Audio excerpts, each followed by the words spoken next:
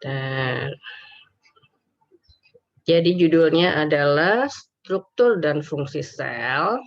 Jadi di sini kita mau belajar mengenai bentuk sel dan bagian-bagiannya, anatomi, morfologi juga ya, dan fungsi dari bagian-bagian itu dan bagaimana cara mereka bekerja. Oke. Nah, jadi ini sekali lagi ya, karena kita belajar anatomi, fisiologi gitu ya, maka tolong perhatikan kalau ada yang belum paham langsung ditanyakan. Oke ya. Nah, sel. Ini adalah unit struktural dan fungsional terkecil. Jadi strukturnya emang paling kecil. Jadi ukurannya paling kecil, kemudian fungsi-fungsinya nyata sebagai sesuatu yang hidup gitu ya, dari tubuh makhluk hidup. Nah, pertama kali ditemukan oleh Robert Hooke pada abad 17. Nah, untuk sejarah penemuan sel, ini tugas pertama nih ya. Tugas pertama, cari informasi mengenai sejarah dan teori sel. Jadi biasanya penemu si A, dia mengemukakan apa, kemudian biasanya pendapatnya itu dijadikan teori. Teori sel pertama misalnya, sel adalah, struktur tubuh makhluk hidup, misalnya begitu. Nanti ada lagi penemu berikutnya, dia nemuin sesuatu, misalnya dia nemuin, apa namanya, protoplasma. Terus dia bilang, "Ih, protoplasma ini yang paling penting." Kemudian keluarlah teori sel berikutnya, gitu ya, bahwa sel adalah kesatuan fungsional makhluk hidup dan seterusnya. Jadi ada beberapa teori sel sampai ke abad 20 gitu ya, penemuan sel itu terus berlangsung seiring dengan penemuan alat. Kenapa dulu sebelum abad 17 nggak ada atau belum pernah ditemukan ini sel? Karena alatnya belum ada. Nah, ketika ada mikroskop pertama ditemukan, nah baru kelihatan, ada apaan tuh kecil-kecil bisa bergerak-gerak. Nah, dari situlah kemudian penelitian tentang sel itu berlanjut. Mikroskopnya juga makin canggih, makin canggih, makin canggih, dan makin kelihatan dalamnya tuh ada apa aja, makin kelihatan. Maka di abad 20 ketika ada mikroskop elektron gitu ya, maka kemudian penemuan sel lebih banyak lagi, lebih dalam lagi, lebih kelihatan lagi ada apa aja. Jadi itu nggak akan saya bahas karena bisa baca sendiri ya. Cari informasi mengenai sejarah dan teori sel. Nah, tulis dalam satu lembar gitu ya. Satu lembar, kalau kurang ya 2 lembar ya Pak, dalam kertas. Kemudian nanti saya kasih wadahnya di KI3.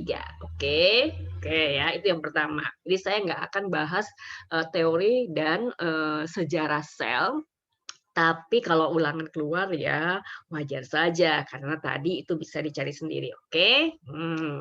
Nah, ada sel eukariot, ada sel prokariot. Yang prokariot dulu ya, yang pro lebih primitif daripada yang eu. Pro sebelum kariot itu apa gitu ya.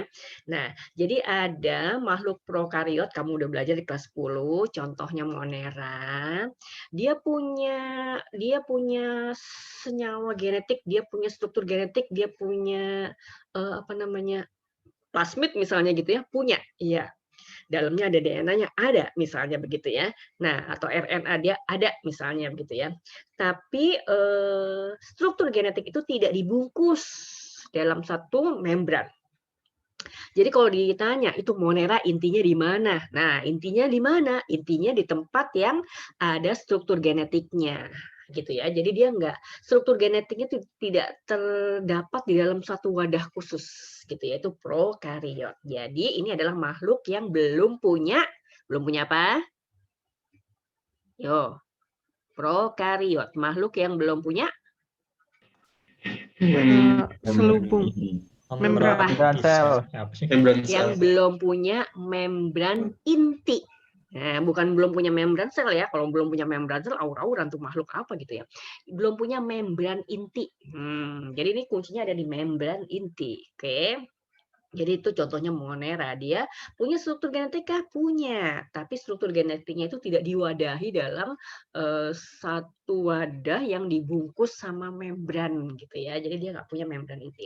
Berbeda dengan yang eukariot. Nah, ini yang kita biasa kenal sebagai tumbuhan, hewan tingkat tinggi gitu ya, semuanya eukariot. Nah, kalau makhluk-makhluk yang ini, nah, ini udah kelihatan nih, nah, gitu ya. Nah, dia punya struktur genetik, punya, kompleks bahkan, dan struktur genetik itu ada di dalam, eee, dibungkus membran. Letaknya di mana? Di inti. Nah, jadi inti selnya itu ada membrannya. Kalau si Monera tadi, si prokariot ada intinya nggak? Ada, tapi nggak dibungkus membran, gitu kan ya. Nah, kalau yang eukariot punya inti sel, punya, dan dibungkus membran. Maka dia makhluknya eukariot. Di kelas 11, sebagian besar yang kita pelajari adalah eukariot. Gitu ya. Oke.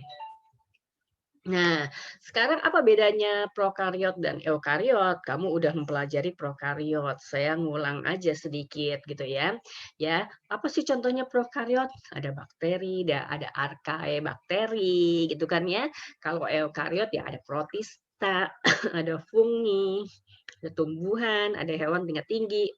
Kemudian berapa diameter selnya? 1 sampai 10 mikron, 10 sampai 100 mikron gitu ya. Metabolismenya, proses yang terjadi dalam tubuhnya apa?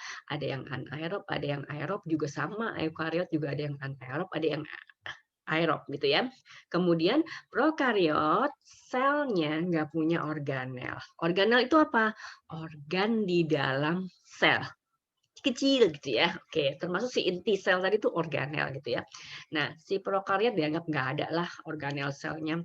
Tapi kalau eukariot penuh dengan organel sel. Mulai dari inti sel, nukleus itu inti sel, kloroplas, mitokondria, kemudian retikulum endoplasma dan sebagainya nanti kita pelajari di bab ini gitu ya.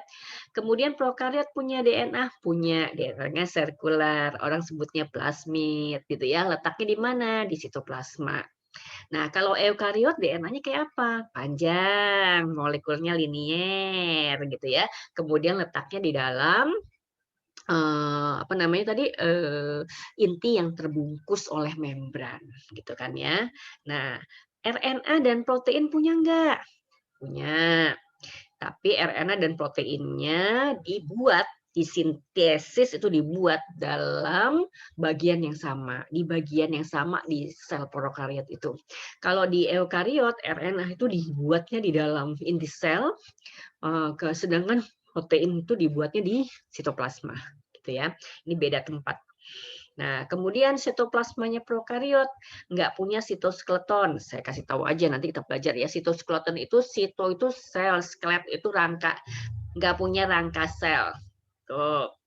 Jadi kalau misalnya selnya mau bentuk kayak gini ya, nih segi 6 atau lonjong kayak gini, itu bentuknya tidak berubah karena dia di dalamnya ada rangkanya. Kayak misalnya kita bikin rumah tuh ada kerangkanya gitu kan ya. Ini juga sel tuh ada kerangkanya. Jadi walaupun dia apa namanya ya, nggak rigid gitu ya, tapi dia bentuknya kalaupun berubah tidak berubah banyak dan kembali ke bentuk semulanya gitu ya, karena dia punya rangka sel. Kalau prokariot dia nggak punya rangka sel, kemudian gerakan sitoplasmanya juga nggak ada, kemudian nggak ada endositosis, nggak ada eksositosis. Sedangkan kalau yang eukariot, dia punya sitoskeleton. Nanti kita pelajari ya. Jadi dia punya sitoskeleton terbuat dari filamen protein. Kemudian ada gerakan sitoplasma, ada endositosis, ada eksositosis. Nanti kita bahas itu ya. Kemudian pembelahan selnya, pembelahan langsung kan ya, 1 jadi 2. Jadi apa namanya, bagian yang disebut intinya juga kemudian terbagi 2. Kemudian jadi kecil, jadi gede, gitu aja kan ya. Tapi kalau di eukariot, pembelahan selnya tuh riweuh gitu ya. Ada yang namanya mitosis, ada yang namanya meiosis gitu ya. Jadi harus ada benang-benang gelendongnya. Nah, itu kalau aduh maaf, eukariot. Kemudian biasanya pada prokariot itu makhluknya uniseluler. Sedangkan kalau pada eukariot makhluknya multiseluler dengan tipe atau bentuk sel yang berbeda-beda disesuaikan dengan fungsinya. Gitu ya. Nah, sekarang kita lihat komposisi kimia sel. Nah, sel itu sebagian besar komponennya adalah air. 70%. Kemudian ada senyawa atau ion-ion anorganik. Anorganik berarti tidak organik, tidak bisa dibuat di dalam tubuh organisme gitu ya, dari alam asalnya ya. Na+, K+, Mg+, HPO4 min 2, Cl min, HCO3 min. Nah, 1% dari seluruh masanya, dan ada lagi yang disebut biomolekul. Nah, ini molekul-molekul atau senyawa yang dibuat di dalam organ tubuh. Karbohidrat, lipid, lemak, protein, asam nukleat ini senyawa gede-gede, molekul besar-besar gitu ya. Nah, itu komposisi kimia sel. Nah, bentuk-bentuk sel kayak apa? Ini pada makhluk tingkat tinggi bentuk selnya macam-macam banget. Nah, ini udah disesuaikan dengan dia letaknya di mana dan fungsinya apa, gitu ya. Misalnya, ini namanya selnya ini sel epidermis. Karena makhluk multiseluler, maka sel epidermis enggak sendirian, tapi bergabung dengan sel epidermis yang lainnya membentuk jaringan. Jadi jaringan itu adalah kumpulan sel. Jadi ini disebut nih jaringan epidermis. Selnya terdiri dari sel-sel epidermis. Oke. Nah, epidermis itu biasanya yang nutupin tubuh kita bagian luar. Kulit, kayak ini kulit ya. Kulit kita itu tersusun dari ini, epitel yang disebut dengan epidermis. Kalau dia letaknya di luar, pasti fungsinya proteksi, pelindung. Oke. Kalau pelindung, pasti dia susunannya harus rapat. Nah, kalau pelindung tapi jarang-jarang, gimana dia mau melindungi, gitu kan ya. Jadi kalau pelindung ya dia harus rapat, maka susunannya kayak gini. Maka dia bentuknya gepeng-gepeng, rapat-rapat begini. Gitu ya. Jadi bentuknya itu disesuaikan dengan fungsinya. Oke. Ini sel saraf, ini ada badan selnya, kemudian ada penjuluran yang panjang yang disebut dengan akson atau neurit, dan kemudian ada yang penjuluran pendek-pendek dan banyak, ini dendrit, gitu kan ya. Nah, kenapa dia harus ada yang menjulur panjang-panjang, gitu ya? Karena dia tugasnya itu adalah menghantarkan impuls. Impuls itu apa? Impuls itu rangsang, gitu ya. Nah, ini adanya di seluruh ya, ujungnya yang panjang tadi, akson atau dendrit itu ada di seluruh permukaan tubuh kita. Kemudian dia menerima sinyal rangsang dari luar, misalnya suhu dingin. Nah, di kulit kan ada gelembung Krause, kalau kamu ingat di SMP ya. Nah, ada gelembung Krause. Nah, sinyal dingin itu kemudian dari permukaan kulit dibawa ke pusat peraba dingin di otak. Nah, itu dendritnya ada di kulit, badan selnya ada di otak. Maka dia harus panjang-panjang begitu. Jadi harus ada penjuluran panjangnya, gitu ya. Itu penjelasan sederhananya seperti itu. Kemudian nih eritrosit.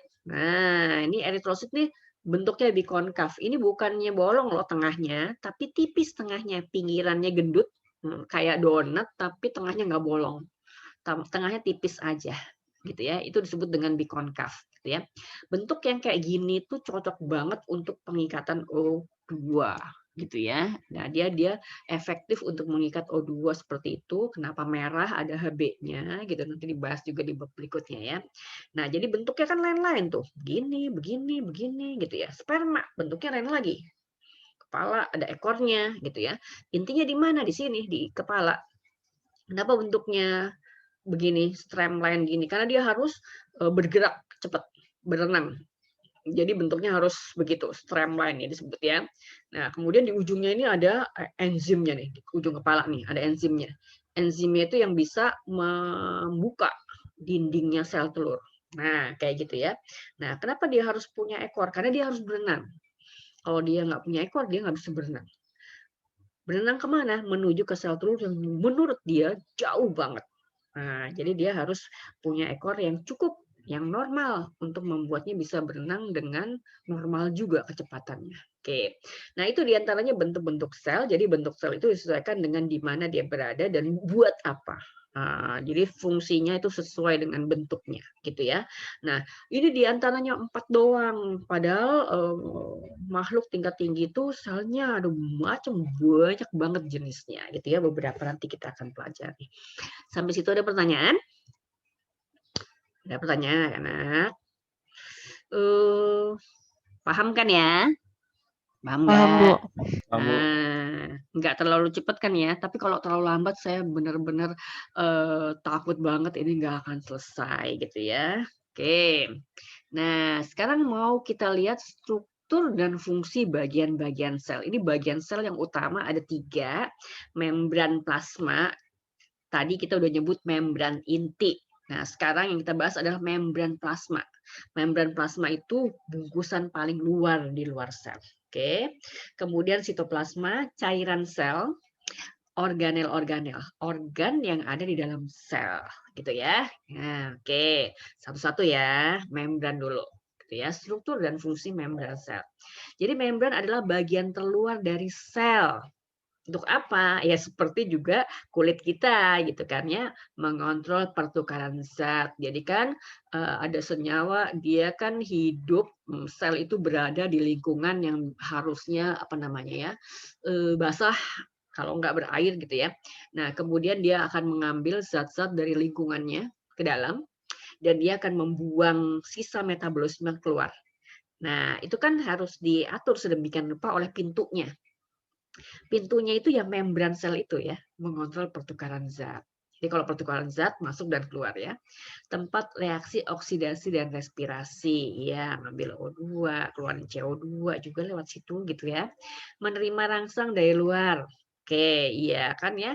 Dari luar tadi kayak kulit kita tadi ya, di luar ada perubahan suhu, panas, dingin itu harus ditangkap oleh gerbangnya tadi ya, kulitnya gitu ya. Ini juga membrannya juga begitu, menerima rangsang dari luar. Jadi dia sebagai reseptor penerima rangsang. Reseptor itu artinya penerima rangsang. Dan kemudian sebagai lalu lintas zat, ya transport membran, gitu ya. Bentuk membran sel prokariot dan eukariot beda. Kamu udah belajar membrannya bakteri, ya kan? Nah, ini membrannya bakteri. Kan bakteri itu ada 2 macam ya, ada yang gram positif dan ada yang gram negatif gitu ya.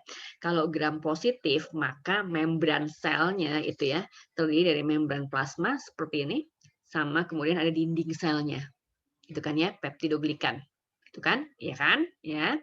Nah, tapi kalau yang gram negatif dia ada lapisan satu lagi ya, membran sel, kemudian ada peptidoglikan, kemudian ada membran sel satu lagi yang terdiri dari lipopolisakarida. Oke, gitu ya. Nah, ini untuk yang prokariot.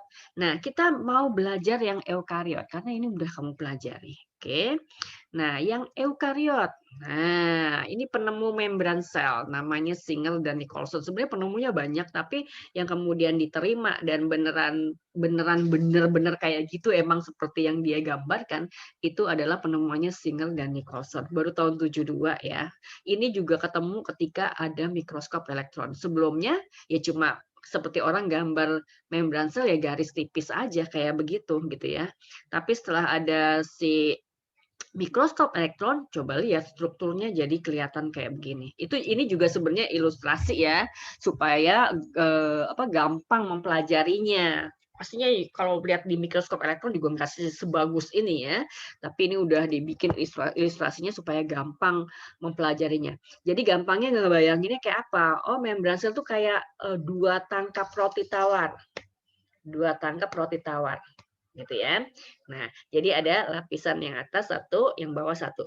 Nah, setangkap gitu ya. Kok 2 tangkap sih? 1 tangkap roti tawar terdiri dari dua roti tawar. Satu atas, satu bawah gitu ya. Nah, ini juga begitu.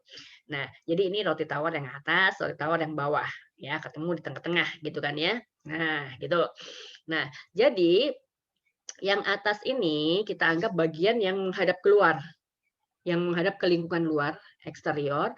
Kemudian yang bawah ini yang menghadap ke sitoplasma, yang menghadap ke dalam sel, gitu ya. Tolong sambil membayangkan ya. Nanti kalau yang ini nggak paham, ke sana-sananya makin nggak paham. Nah, tadi saya bilang ya, kita belajarnya penuh dengan anatomi, morfologi, jadi bentuk gitu ya. Dan bentuknya kemudian detail-detail gitu ya. Oke. Nah, jadi ini bentuk dari membran sel yang kalau digambarin cuman garis tipis doang, gitu ya. Nah, setelah dilihat pakai mikroskop, kemudian dibuatlah ilustrasinya seperti ini, gitu ya. Oke, coba kita lihat dulu ya. Nah, si Pak Singer dan Nicholson itu kemudian juga menemukan bahwa struktur membran sel itu enggak kaku, tapi berbentuk mozaik fluida. Jadi dia tuh bergerak-gerak terus. Maka seringkali orang menggambarkannya seperti gambar yang di bawah ini. Jadi dia nggak lurus gitu, tapi melewat-melewat gitu. Karena emang dia bergerak-gerak gitu. Maka disebut dengan mozaik fluida. Nah, jadi dia dinamis. Nah, komponen utamanya adalah 2 lapis molekul fosfolipid. Nah, 2 lapis itu maka disebut sebagai bilayer. Maka kalau ditanya membran sel itu strukturnya apa ya? Fosfolipid bilayer, jawabnya gitu ya. Fosfolipid bilayer. Jadi ada lapisan fosfolipid 2 lapis. Ada fosfolipid 2 lapis. Fosfolipid bilayer. Gitu ya. Nah, jadi ada apa aja molekul di fosfolipid bilayer? Nah, ada karbohidratnya, ada lipidnya, ada proteinnya. Jadi kalau fosfolipid pasti orang sebutnya fosfolipid ya. Fosfat ada fosfatnya, dan ada lipidnya itu yang utama. Tapi di situ juga ada karbohidratnya, ada proteinnya. Kemudian ada lipidnya yang utama gitu ya. Tadi dinamis, mosaik fluida, ya, fosfolipid bilayer dengan protein tersebar secara asimetri. Jadi yang utamanya tadi roti tawarnya itu fosfolipid, kemudian di antara roti tawar itu ada protein yang tersebar secara asimetri. Jadi penyebaran protein itu nggak beraturan, gitu ya. Nah, mana proteinnya kayak gini nih, ini protein nih, yang ungu-ungu ini protein. Mana karbohidratnya? Ini yang rantai-rantai hijau-hijau ini, yang nempel di ujung-ujung ini. Nah, ya. Jadi ini karbohidratnya, kemudian ini struktur utama yang 2 lapis itu adalah fosfolipid atau lemaknya, kemudian proteinnya yang ungu-ungu ini. Gitu ya. Oke, kita lihat maaf. Ini dulu. Oke. Ini gambar yang paling gampang ya, nggak melihat-melihat ya, dibikin nggak melihat-melihat. Jadi, lapisan ini roti tawar yang atas nih, ini 1 lapis fosfolipid. Lapisan roti tawar yang bawah, ini 1 lapis fosfolipid lagi. Maka disebut fosfolipid bilayer, gitu ya. Nah, si fosfolipidnya itu terdiri dari struktur kayak gini nih. Ini ada bulat, kemudian setiap satu bulatan ada kakinya 2. Gitu ya. Nah, jadi ini yang kaki 2 ini adalah ekor asam lemak. Nah, ini ekornya adalah ekor asam lemak. Nah, ini kepalanya. Biasanya gliserol. Nanti ada struktur rincinya gitu ya. Nah, kemudian ini ada protein-proteinnya. Proteinnya ada 2 macam. Ada yang nembus dari luar ke dalam. Nih. Nah, ini namanya protein integral. Ada yang cuma di dekat kepalanya asamnya doang, fosfolipidnya doang. Nongol-nongol kayak gini nih. Nah, ini namanya protein periferi. Nih, protein periferi, ya. Kemudian tadi molekul karbohidratnya di mana? Ini yang rantai ini. Ya, nah ini kayak gini. Ini biasanya glikogen gitu ya. Kalau glikogennya nempel sama protein ya namanya glikoprotein. Kalau glikogennya ini nempel sama lemaknya ya namanya glikolipid. Gitu ya. Jadi kalau glikolipid itu glikogen sama lipid. Glikoprotein itu glikogen sama protein. Gitu ya, gitu ya. Nah, kemudian ini ada karbohidratnya ya, karbohidratnya doang itu biasanya ada oligosakarida, kalau enggak glikoprotein. Nah, kayak gitu, ya.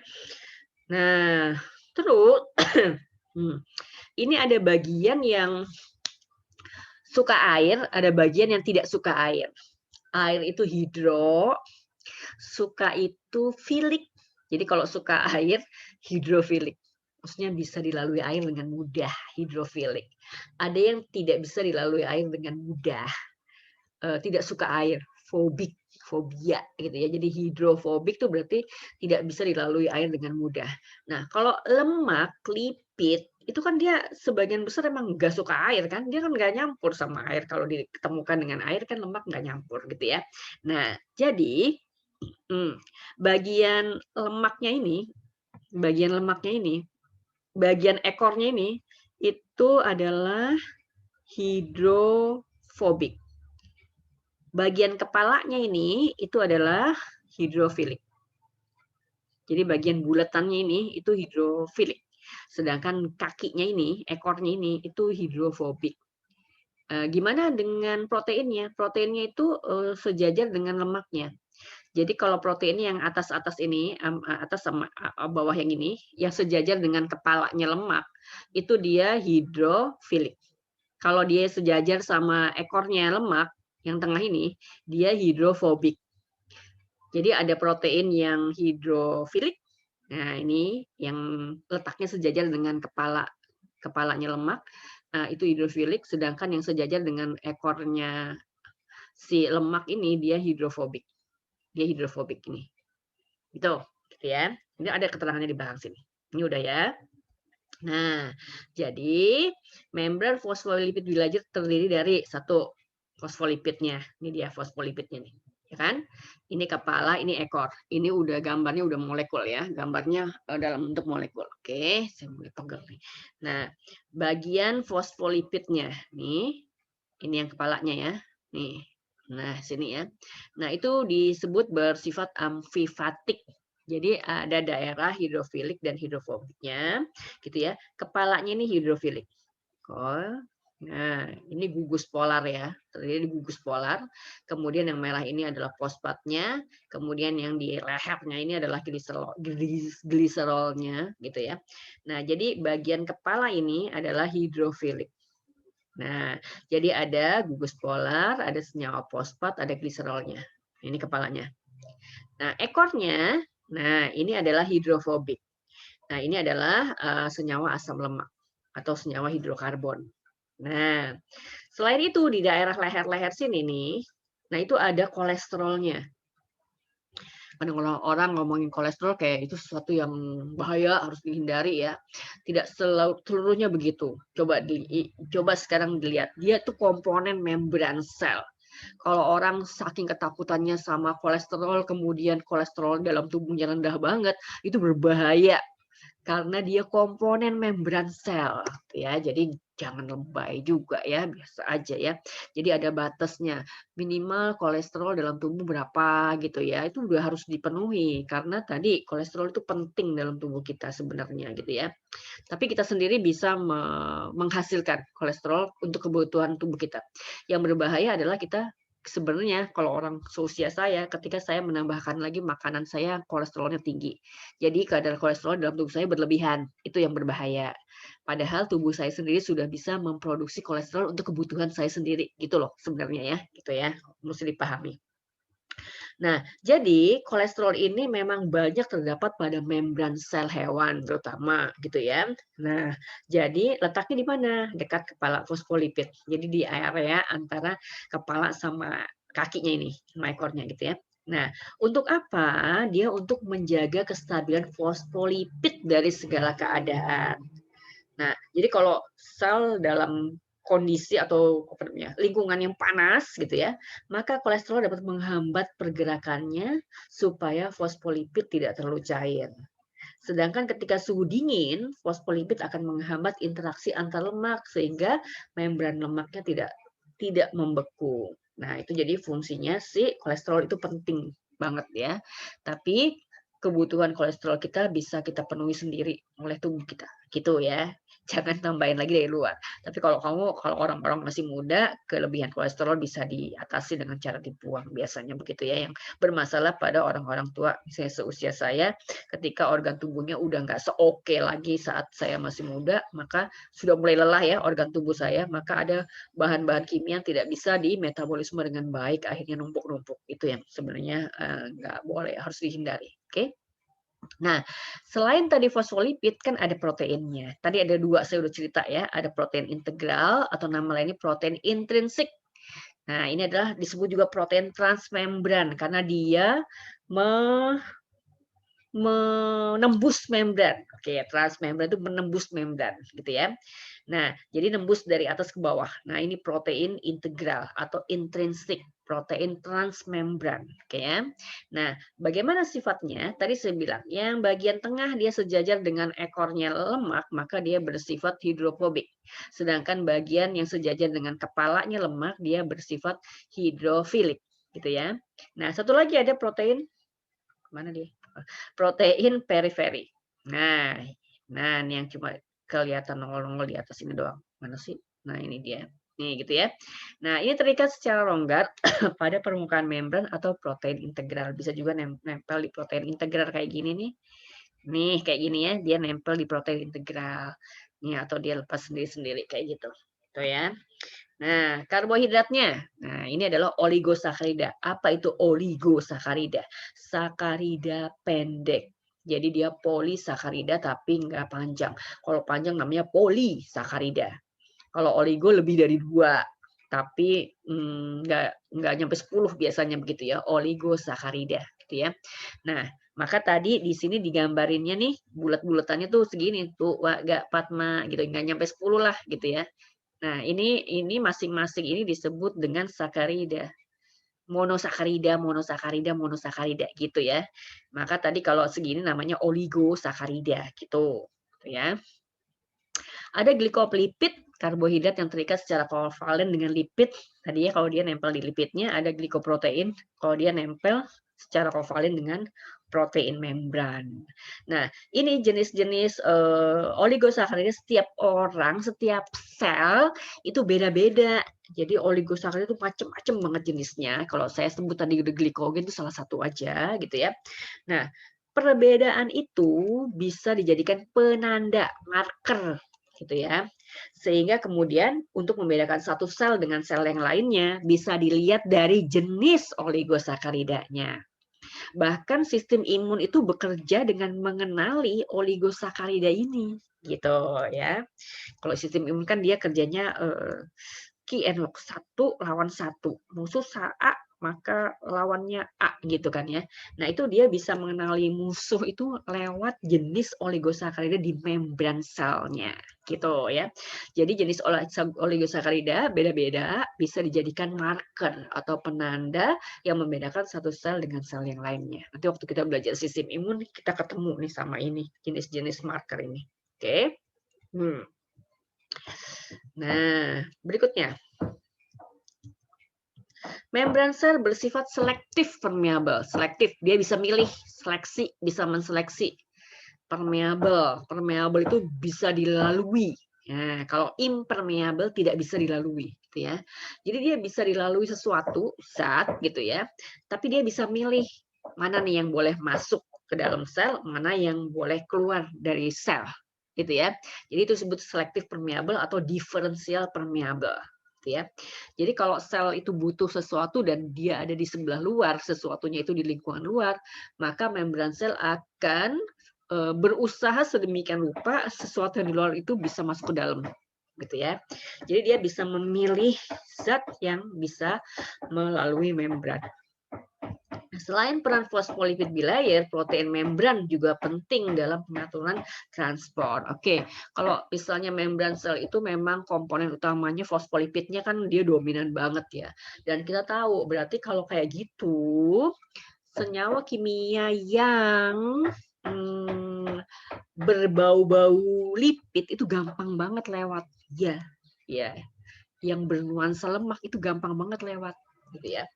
Nah, tapi kalau ada senyawa itu kemudian larutnya dalam air, apakah dia agak susah lewat? Iya, agak susah lewat. Karena dia ketemu sama lemak gitu kan ya. Maka gimana caranya? Padahal senyawa itu butuh. Sel itu butuh senyawa itu, tapi senyawa itu larut dalam air, misalnya begitu. Oh, jangan khawatir. Ada protein membran yang bisa dibuat sebagai jalan masuk atau jalan keluar, gitu ya. Maka selain fosfolipid bilayernya, protein membran itu juga penting dalam transport zat dari dan ke dalam sel. Gitu ya. Oke, nanti kita pelajari. Manfaat membran selektif permeabel. Buat apa membran itu harus selektif permeabel? Supaya kestabilan pH-nya terjamin. Jadi pH suatu sel itu tertentu ya. Jadi nggak boleh tiba-tiba rendah atau tiba-tiba tinggi gitu ya. Nah, ini kestabilan pH-nya harus dijaga. konsentrasi zat di dalam dan di luar sel juga terjaga gitu ya. Kemudian pasokan zat dari luar ke dalam bisa masuk, limbah yang dari dalam bisa dikeluarin gitu. Nah, itu fungsinya si membran selektif permeabel. Kalau dia nggak selektif, segala macam bisa masuk atau segala macam bisa keluar. Nah, berarti dia harus benar-benar selektif gitu ya, bisa menseleksi gitu. Nah, itu hebatnya membran sel. Bayangin aja, kita tuh tidak sedang mempelajari sel secara umum, kita lagi belajar membrannya doang. Membrannya doang aja udah hebat banget, udah sedemikian rupa cara kerjanya. Bayangkan, penciptaannya sedemikian detail gitu ya. Nah, Allahu Akbar ya. Oke. Nah, sampai situ dulu ada pertanyaan anak-anak? Kalau ada pertanyaan langsung tanya ya. Kalau ada yang belum dipahami langsung ditanya loh ya. Ada pertanyaan? Tidak, Bu.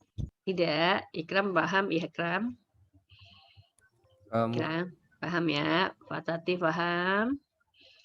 Hanif oke. Ya. Transport pada membran. Yang tadi salah satu fungsinya adalah transport, mengangkut ya.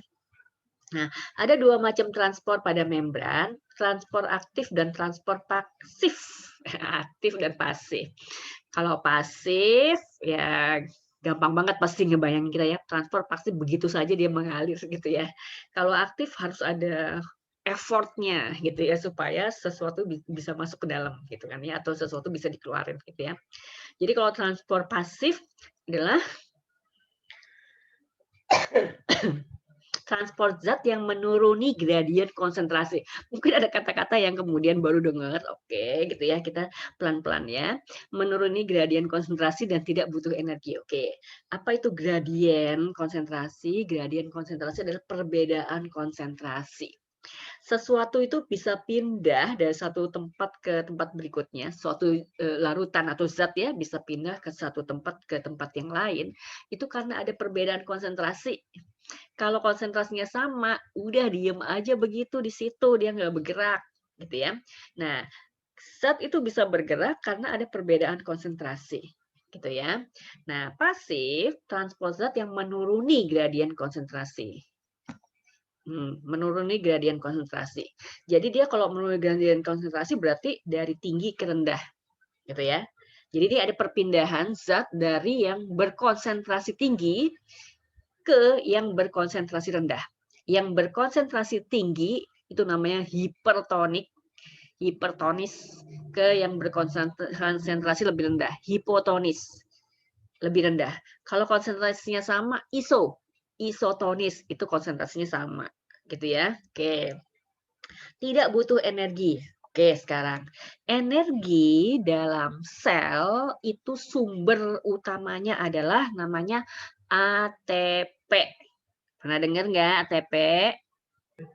Siap, pernah, Bu. Apa kira-kira itu apanya? Singkatan apa yo? Adenosin 3 fosfat. Jadi ada senyawa kimia namanya adenosin dengan 3 fosfat.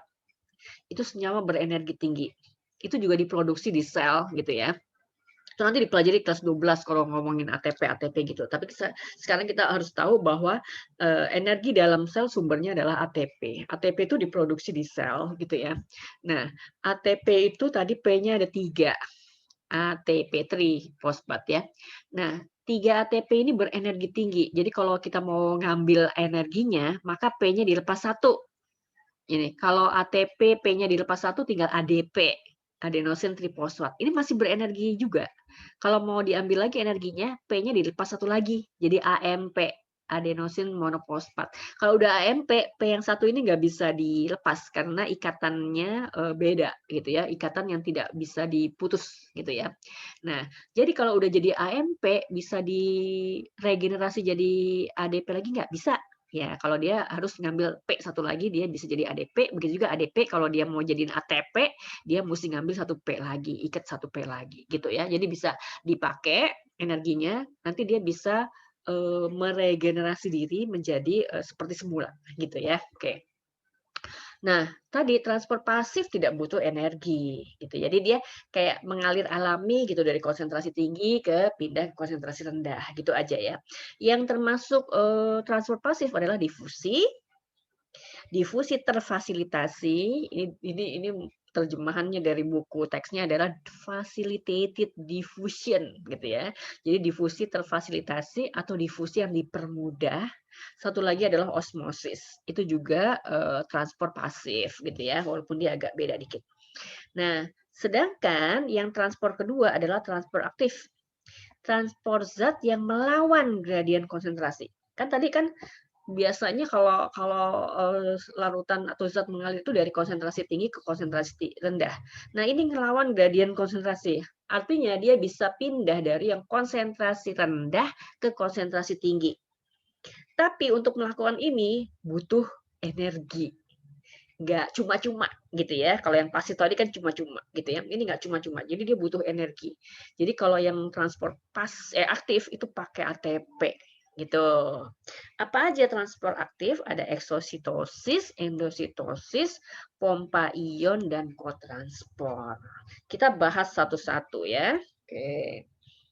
Saya sambil lihat jam sebenarnya ya, 1 jam lagi ya. Oke, kita mulai dari transport pasif. Ini yang paling gampang. Oke, difusi. Pasti sering banget dengar kata-kata ini kan ya. Oke, nah, yaitu perpindahan zat dari larutan yang berkonsentrasi tinggi hipertonis ke larutan yang hipotonis. Sampai kapan dia pindah? Sampai seimbang. Tadi kalau seimbang istilahnya adalah isotonis. Jadi kalau udah isotonis, diem, berhenti, dia nggak pindah lagi. Oke, sekarang ilustrasinya kayak gini. Ini ada dua larutan di dua tempat gitu ya. Kemudian ini ada batasnya, tapi batasnya masih bisa dilalui. Oke ya. Yang di sebelah kiri ini larutan konsentrasi tinggi. Ini ada molekulnya yang bulat-bulat gitu ya. Yang sebelah kanan ini larutan berkonsentrasi rendah karena nggak ada yang larut di situ. Gitu ya. Jadi kayak ngebayangin tuh air bening aja gitu ya. Kalau ini ada larutan, ada molekulnya. Oke ya. Nah, kalau terjadi difusi, maka dia pindah dari yang hipertonis, berarti yang sebelah kiri ini adalah hipertonis, yang sebelah kanan adalah hipotonis, lebih hipotonis ya. Maka pindahlah dia molekulnya ke sebelah. Nah, pindah terus sampai kapan? Sampai larutan di sebelah kiri dan sebelah kanan konsentrasinya sama. Sampai larutan di kiri dan kanan isotonis. Dah diem tuh. Kalau dia bergerak tukeran doang, satu masuk satu keluar, satu masuk satu keluar gitu ya. Nah, kayak gitu. Itu adalah difusi. Proses difusi itu dalam kehidupan sehari-hari banyak kita temui. Misalnya kalau di fisika juga dibahas kan ya. Kalau kita semprotin parfum misalnya begitu ya, parfum itu molekulnya konsentrasinya tinggi. Ketika kita semprotkan dia ke udara yang konsentrasinya lebih rendah, maka dia menyebar. Ya, mulai dari kita bisa cium wangi banget sampai kemudian enggak wangi lagi karena kita berada di ruangan yang luas misalnya begitu ya. Kalau berada di ruangan yang luas kan jadinya dari hiper ke hiponya itu dia cepet banget nyebarnya gitu ya. Nah kayak gitu. Atau kita punya air bening 1 gelas kemudian kita tetesin larutan tinta yang warnanya hitam atau biru gitu ya, maka larutan tinta itu akan menyebar perlahan-lahan. Sampai kapan menyebarnya? Sampai larutan tintanya itu emang benar-benar bersatu dengan air beningnya gitu ya. Tadinya biru tua udah jadi biru muda gitu ya, tergantung banyaknya airnya gitu ya. Kalau airnya banyak banget ya birunya muda banget gitu ya, itu difusi.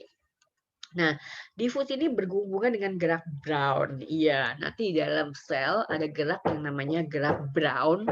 Itu yang menemukan namanya Robert Brown gitu ya. Apa itu gerak Brown? Gerak Brown itu gerak molekul di dalam sel yang berupa gerak acak-acakan. Kalau orang jadi penemu pertama tuh enak ya ngomong sederhana aja itu kemudian dikenal kalau emang temuan itu sampai sekarang nggak ada yang ngebantah, nggak ada yang bisa bantah, sampai sekarang juga terkenal nih dari abad berapa tahu ya, dari abad 18 kali apa dari abad berapa gitu ya. Nah, itu dikenal sebagai gerak Brown. Apa gerak Brown? Gerak acak-acakan molekul dalam sitoplasma. Kan kayaknya remeh-temeh banget gitu ya, cuma ngomong gerak acak-acakan dalam molekul dalam sitoplasma. Tapi itu sampai sekarang terpakai dan terkenal sebagai gerak Brown gitu ya. Oke, si Bapak Robert Brown ini juga menemukan inti sel juga dia gitu ya. Nah, terus kalau kita lagi belajar biologi, maka contoh tadi air dicemplungin tinta atau kita nyemprotin parfum itu kayak kurang biologis gitu ya, karena itu berada di lingkungan abiotik gitu kan ya. Nah, kalau di dalam biologi berarti gimana caranya difusi ini bisa ngelewatin membran sel gitu kan ya. Maka difusi yang melalui membran sel itu disebut dengan dialisis. Yang mana ya difusi melalui membran sel gitu. Oke, yang paling gampang di tubuh kita, kita menghirup O2, kemudian masuk ke dalam paru-paru kita, masuk ke dalam alveolus paru-paru kita, di situ terjadi difusi O2 dan CO2. Nah, alveolus paru-paru kita tuh bentuknya kayak gelembung-gelembung halus yang ketebalannya cuma satu lapis sel. Berarti O2 dan CO2 itu keluar dan masuk itu melalui membran sel alveolus. Gitu. Nah, itu prosesnya difusi. Tapi karena difusinya melalui membran sel, maka kita sebut dialisis. Gitu, ya. Samalah ketika tumbuh-tumbuhan selesai melakukan fotosintesis, ada salah satu senyawa yang diproduksi adalah O2. Maka O2 itu akan keluar dari sel-sel kloroplas di daun, keluar ke rongga sel di jaringan bunga karang di daun, kemudian keluar lewat stoma, gitu kan ya. Nah, tapi dia tadi udah ngelewatin jaringan bunga karang dan sebagainya, dia udah ngelewatin membran-membran sel yang banyak. Nah, itu juga dialisis, gitu ya. Jadi contohnya di animalia ada, di tumbuhan juga ada, gitu ya. Nah, sekarang senyawa apa yang gampang banget lewat secara difusi? Nah, lewat secara difusi melalui fosfolipid bilayer. Nah, jadi ada molekul-molekul yang hidrofobik. Yalah, namanya juga hidrofobik kan ya. Ya, dia kan bernuansa lemak kan gampang banget melewatinya karena membran sel kan fosfolipid yang utamanya. Oke, jadi gitu ya. Jadi kalau ngapalin doang kan susah tuh ya, ingatnya ntar lupa lagi. Jadi kalau senyawa yang berdifusi melalui membran fosfolipid bilayer dengan mudah adalah molekul hidrofobik. Jadi kita mesti paham, kenapa hidrofobik? Oh iya, kan fosfolipid bilayer. Jadi senyawa yang bernuansa lemak tuh lebih gampang lewatnya. Gitu ya. Nah, jadi supaya nggak terbalik fosfolipid hidrofobik apa yang hidrofilik ya kan nggak gitu mikirnya ya. Kalau ngafalin ya begitu bingung ntarnya. Tapi kalau paham gitu ya, kenapa hidrofobik lebih gampang lewat gitu ya, karena yang dilewati komponen utamanya fosfolipid gitu. Sehingga kemudian yang bernuansa lemak lebih gampang lewatnya gitu ya. Kemudian molekul non-polar kecil O2, N2, polar kecil tapi tidak bermuatan H2O, CO2, urea, gliserol, kemudian molekul-molekul bermuatan dan punya struktur dipolar misalnya benzen gitu ya. Kalau ini mesti diingat-ingat sih emang sih gitu ya. Oke. Itu difusi. Oke. Kalau bingung tanya ya. Nah, sekarang yang kedua yang pasif. Difusi terfasilitasi, facilitated diffusion, difusi yang dipermudah. Nah, ini ada kata-kata dipermudah. Dia pakai cara difusi biasa yang tadi sebelumnya nggak bisa, maka dia harus naik satu tingkat, difusi yang difasilitasi, dipermudah, kayak ya. Perpindahan molekul dengan cara berikatan dengan protein integral. Nah, ini senyawa yang mau lewat harus berikatan dengan protein integral. Kalau tadi pakai fosfolipidnya aja udah bisa ya. Yang ini nggak bisa nih lewat fosfolipidnya, tapi sel itu butuh senyawa itu. Maka ada jalan yang lain, yaitu lewat protein integral. Tadi kan protein integral nama lainnya protein intrinsik, nama lainnya protein transmembran, ya kan ya. Nah, jadi protein yang nembus dari luar ke dalam atau dari dalam keluar gitu kan ya. Nah, ini bisa dijadiin jalanan gitu ya untuk senyawa-senyawa kimia tertentu yang susah ngelewatin fosfolipid bilayer gitu ya. Jadi ada dua macam difusi terfasilitasi gitu ya. Yang satu pakai protein saluran protein, yang satu pakai protein transport. Jadi protein integral itu bisa berfungsi sebagai saluran protein, bisa berfungsi sebagai protein pembawa, protein transport, protein pengangkut, gitu ya. Nah, gitu. Tolong dipahami. Nah, kalau pakai saluran protein, ini memungkinkan molekul-molekul gede untuk lewat. Molekul gede itu apa? Asam amino. Asam amino itu adalah unit terkecil dari protein. Glukosa, unit terkecil dari karbohidrat. Ion K+, Na+, Cl- itu bisa lewat dengan mudah pakai protein yang membentuk saluran. Kalau pakai protein transport, gimana? Yang kedua nih ya. Nah, protein transport ini bersifat seperti enzim. Enzim itu bekerja spesifik. Enzim A untuk senyawa A, gitu ya. Misalnya yang di mulut namanya enzimnya apa ya? Apa nak? Amilase. Amilase ya. Saya lupa Amilase. juga. Boleh.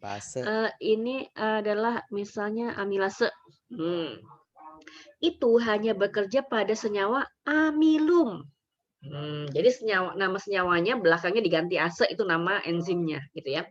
Jadi amilase cuma bekerja pada amilum, tidak bekerja pada yang lain. Lipase bekerja pada lipid doang gitu ya. Protease bekerja pada protein doang gitu. Nah, jadi kalau senyawa itu mau masuk ke dalam sel nggak bisa pakai fosfolipid bilayer, kemudian dia bisa pakai protein transport, maka protein transportnya harus bersifat seperti enzim. Berarti satu macam protein transport ngakut satu macam zat. Ya, jadi dia bersifat spesifik gitu. Nah, jadi kita mesti bayangin bahwa protein membran itu banyak banget ya. Dia kan tersebar tadi ya di sepanjang membran itu, di seluas membran itu, gitu ya. Nah, kemudian dapat berubah bentuk saat mengikat dan melepas molekul yang diangkut. Nanti ada gambarnya ya. Dapat mengangkut asam amino tertentu, gitu ya. Oke. Nah, kayak gambar kayak gini. Nah, yang ini adalah saluran protein, yang ini adalah protein transport. Lihat bedanya. Ini adalah fosfolipid bilayer. Fosfolipid bilayer ini adalah protein integral. Protein integral yang bentuknya saluran. Gitu ya. Nah, ini. Jadi ini protein integral. Nah, dia punya saluran. Di luar, ini bagian luar sel, ini bagian dalam sel. Ini ada senyawa nih yang bulat-bulat ini mau masuk ke dalam. Maka dia akan melewati saluran ini. Dia nggak bisa nih lewat sini nih. Nah, maka dia lewat sini, lewat saluran protein. Oke, masuklah dia. Jadi kalau dia nggak bisa melewati fosfolipidnya, kali-kali dia bisa lewat saluran protein. Bisa masuk, gitu ya. Nah, sekarang kalau bentuknya protein transport kayak apa? Tadi kan dia harus spesifik. Nah, coba dilihat nih bentuknya ya. Kalau molekul yang mau lewat ini diilustrasikan bentuknya bulat, gitu ya, maka protein transportnya juga harus yang permukaannya cocok sama si bentuknya si molekul tadi. Makanya ada bentuknya kayak setengah lingkaran kayak gini, cocok, gitu kan ya. Jadi dia tuh harus diikat di sisi pengikatan ini. Ini sisi pengikatannya. Nah, diikat begini. Nah, jadi ada gerbang kebuka gini. Ini kan gerbangnya kebuka nih. Ini ada gerbang atas, ini gerbang bawah. Ini ada gerbang atasnya dia kebuka, molekulnya masuk, diikat, klak, gitu ya. Setelah berikatan, ini gerbang bawahnya kebuka. Nah, jadi molekulnya bisa lepas ke dalam. gitu ya. Beda ya antara cara kerja saluran protein dan cara kerjanya protein transport. Sampai di situ ada pertanyaan? Jelas enggak? Mm? Itu tuh kan Bu melewati protein integral. Mm-mm. Nah itu tuh Bu kalau satu protein integralnya maksudnya bisa berubah macam jadi saluran protein sama protein transport atau dia tetap salah satu gitu Bu? Oh enggak. Kalau yang ini protein transport dia spesifik dia. Bahkan senyawa kimianya aja cuma satu macam doang. Jadi kalau ada senyawa kimia yang lain yang misalnya bentuknya segitiga gitu ya, nggak bisa lewat sini. Dia harus cari protein transport yang punya sisi yang sesuai dengan bentuk segitiganya tadi gitu. Jadi si protein transport ini ada macam-macam di permukaan membran. Begitu juga kalau bentuknya saluran begini, dia tuh kayak umum gitu ya. Dia lebih umum nih. Dia lebih umum, dia nggak spesifik ya. Pokoknya kalau muat, lewat aja dia gitu. Jadi kalaupun molekulnya sama kayak gini, dia bisa lewat sini, ngapain juga dia susah-susah lewat yang transport begini, lewat sini aja gitu ya. Tapi kan kadang kalau di alam alamiah gitu kan, kadang kan yang mana yang dekat dia aja gitu ya. Oh, gue lagi ada di sini misalnya gitu mau masuk ke dalam sel. Oh ini muat ya, gue masuk lewat sini aja. Ya kayak gini jauhan misalnya begitu kan ya. Ya lebih fleksibel seperti itu gitu. Kalau yang ini dia asal muat di salurannya dia masuk aja. Tapi kalau yang protein transport dia harus spesifik. Dia senyawa kimianya itu harus bisa klak key and lock sama si permukaannya protein transport. Dan tadi kan dibilangnya begini. Nah, dapat berubah bentuk saat mengikat dan melepas. Yang tadi saya bilang gerbangnya kebuka dulu yang atas, masuk dulu, diikat. Kalau udah diikat, baru kemudian gerbang bawahnya yang kebuka dan dia dilepas lagi ke dalam sel, gitu. Ini yang dimaksud dengan berubah bentuk saat mengikat. Kalau yang ini kan dia tidak mengalami perubahan bentuk saat dilewatin senyawa tadi, gitu. Oke? Oke Bu. Ada lagi? Udah, Bu. Terima kasih. Gitu ya. Nah, dia mendingan nanya daripada ntar bingung bingung bedanya tuh apa. Jadi ingat ya, soal saya itu detail, nanyanya tuh detail. Tuh. Jadi saya menghargai kamu yang udah susah payah belajar. Oke?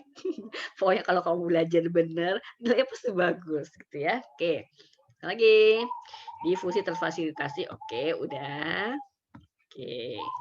Nah, osmosis. Nah, ini juga pasti sudah sering dengar ya kata-kata osmosis. Osmosis itu sebenarnya artinya difusi air. Nah, ini mungkin yang belum pernah dengar ya. Jadi tuh yang pindah tuh airnya doang. Kan kalau kita punya larutan itu kan senyawa tertentu larut dalam air, gitu kan ya. Jadi sebenarnya ada senyawa tertentunya dan ada airnya, gitu ya kan ya.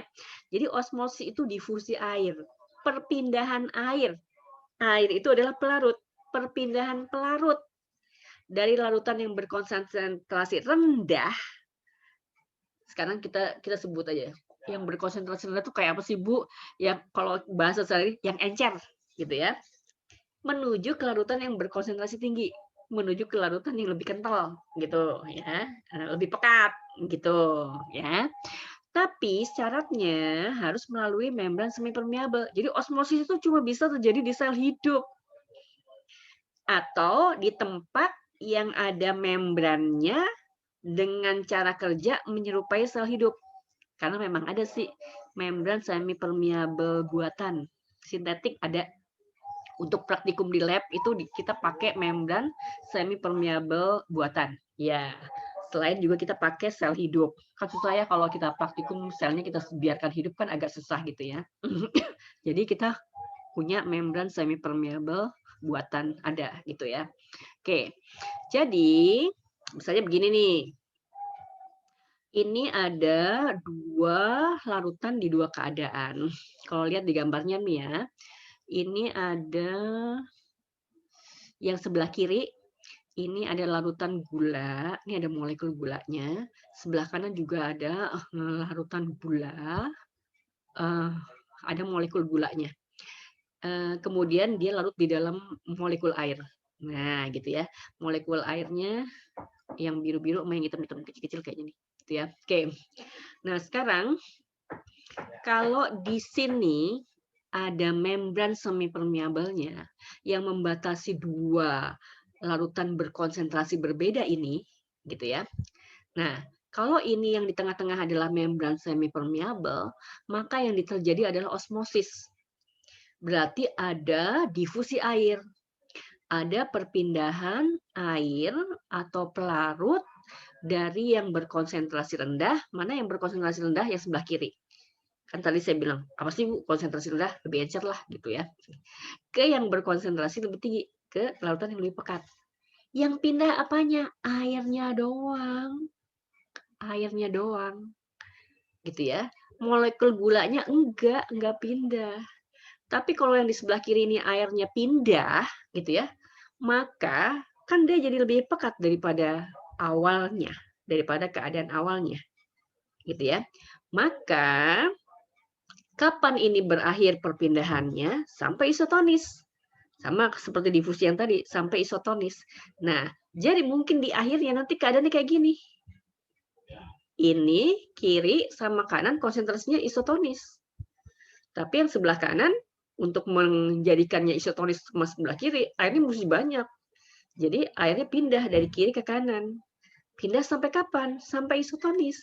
Gitu. Kan beda seperti tidak seperti yang difusi tadi, gitu kan ya? Paham ya? Nah, itu bedanya osmosis sama difusi. Jadi osmosis itu sebenarnya difusi air, tapi dia pindahnya dari hipo ke hiper. Harus lewat membran semipermeabel. Itu ya. Nah, sekarang di dalam sel hidup, sebagian besar peristiwanya tuh terjadinya di osmosis. Contoh, ya sekarang ya, semua makhluk itu sekarang kalau disebut dia normal itu ya berada di dalam lingkungan yang kira-kira isotonis ya, maka tidak terjadi gejolak apa-apa gitu kan ya. Nah, sekarang misalnya ada sel tumbuhan, biasanya kalau di lab itu kita pakai sel bawang merah. Bawang merah kita sayat tipis, nanti kita ketemu sel-selnya gitu ya. Kemudian kita taruh di lingkungan yang hipotonis. Berarti si sel tumbuhan itu kita taruh di tempat di dalam air lah misalnya gitu ya, yang konsentrasinya lebih rendah daripada sitoplasmanya. Gitu. Kan sel itu ada cairan selnya di dalamnya. Semua sel hidup ada sitoplasmanya gitu ya. Nah, sitoplasmanya itu sebenarnya sitoplasma sel itu kadarnya juga rendah. Kalau nggak salah sih 0,03% nih kalau nggak salah ya. Nah, kalau kita taruh dia di air murni gitu kan ya. Kita anggap air murni itu konsentrasinya 0 gitu ya. Kan nggak ada apa-apanya. Namanya juga air murni 0 gitu ya. Berarti kalau sel tumbuhan tadi kita taruh di air, maka kita taruh sel tumbuhan tadi di lingkungan yang hipotonis. Iya kan? Gitu ya. Nah, terjadilah osmosis. Nah, kamu bayangin ya, ini sel tumbuhan. Sitoplasmanya hipertonis dibanding dengan lingkungan luarnya yang hipotonis. Terjadinya osmosis. Jadi sekarang selnya itu gembung karena kemasukan air atau mengkerut karena kehilangan air. A atau B? Gembung karena kemasukan air atau mengkerut karena kehilangan air? Menggembung. Oke. Nah, jadi selnya itu kemasukan air banyak. Gembung. Nah, tapi sel tumbuhan, kita lagi ngomongin sel tumbuhan kan ya. Sel tumbuhan itu selain di luarnya ada membran, di sebelah luar lagi ada dinding. Maka sel tumbuhan itu kaku, ya kan? Karena kalau kamu pegang batang tanaman deh, batang tanaman kamu pegang gitu kan ya, kan dia nggak berubah bentuknya. Karena ada dinding selnya, setiap selnya ada dindingnya. Tapi kalau nih kita pegang di tangan kita, kan dia berubah-ubah bentuknya. Karena sel otot kita itu nggak punya dinding sel, membran aja.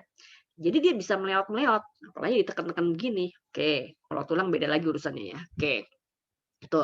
Nah, karena sel tumbuhan itu ada membran dan ada dinding, ketika dia kemasukan air banyak, dia bisa mempertahankan bentuknya, walaupun dia udah gembung maksimal, kencang banget. Nah, itu disebut dengan turgid. Karena dia turgor, kencang. Gimana sih? Jadi ada air menekan dinding sel. Jadi sitoplasma itu menekan dinding sel. Maka kita sebut keadaan itu menjadi turgid.